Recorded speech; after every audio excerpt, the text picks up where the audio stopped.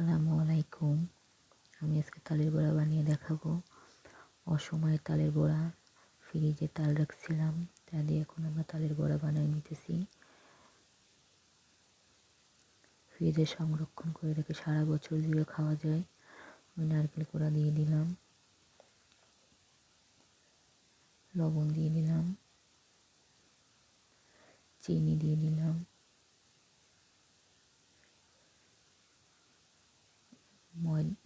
ময়দা দিয়ে দিলাম, চালের গুঁড়ো দিয়ে দিলাম,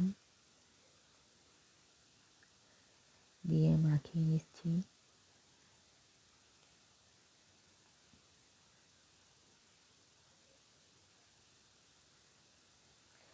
এবার আমি একটু পানি দিব। ডোটা শক্ত হয়ে গেছে, একটু পানি দিয়ে নরম করে নিব।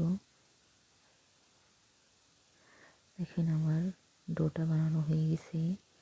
অনেক পাতলাও হবে না, অনেক ঘন হবে না, পারফেক্ট একটা ডো হয়েছে।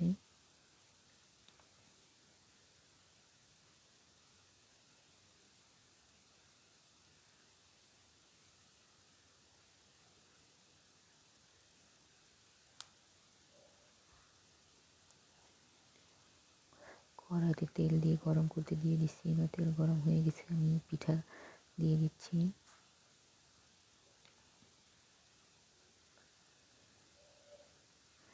আপনারা ফ্রিজে তাল রেখে সারা বছর ধরে সংরক্ষণ করে খেতে পারেন।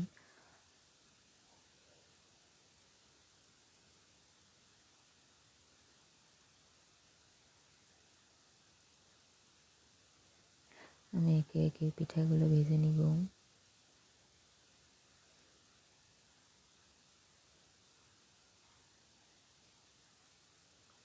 আমি উল্টিয়ে দিচ্ছি।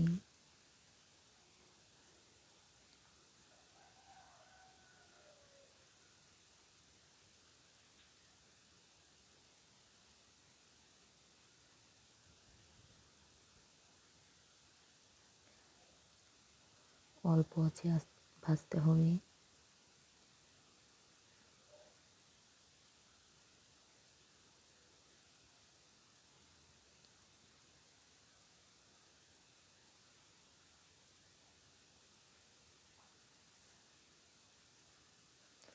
অল্প আছে, না ভাজলে পিঠাগুলো উপর থেকে পুড়ে যাবে, মধ্যে কাঁচা থেকে যাবে।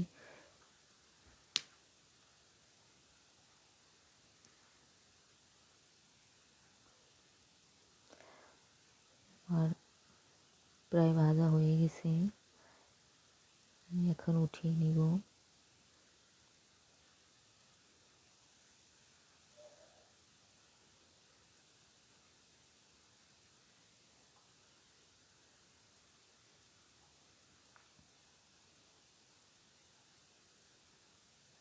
আমি একে একে এরকম সব পিঠাগুলো ভেজে নিব। আমি আবার দিয়ে দিলাম।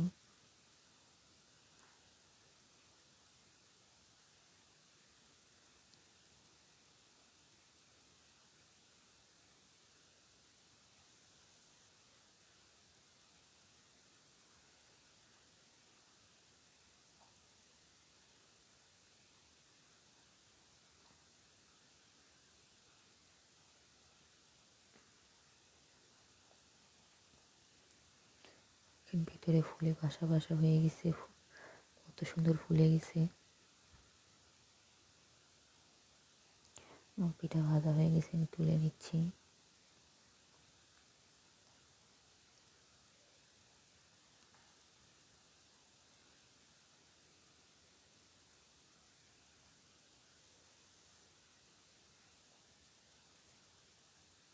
সব পিঠা ভাজা হয়ে গেছে।